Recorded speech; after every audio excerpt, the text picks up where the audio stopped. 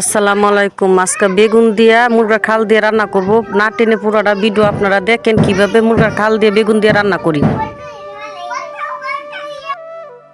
মুরগার কাল নিচ্ছি, মানে মুরগার চামড়া, গলা, গিলা, ট্যাং সব কিছু মিলাইলাছে আমি দিয়ে রাখছি। আর বেগুন দিয়া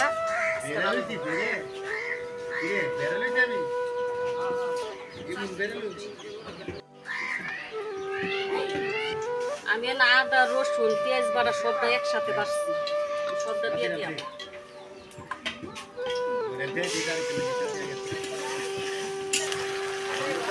তেজপাতা, এলাচি, দারচিনি সবটা দিয়ে দিলাম।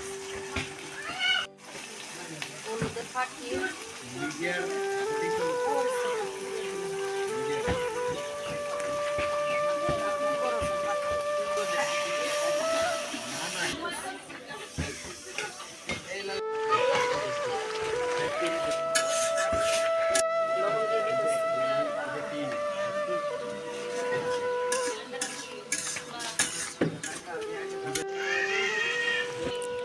খাল দিয়ে দিয়ে দিতেছি।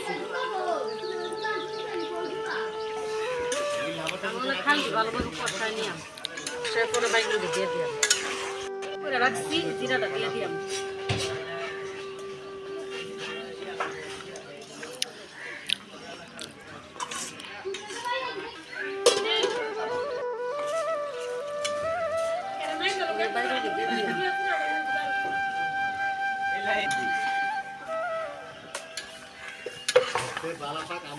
আমি কোনো পানি দিতাম না, যে কালের মধ্যে যে পানি আছে এটা দিয়ে আমার ভালো বিরানটা হয়ে যায়।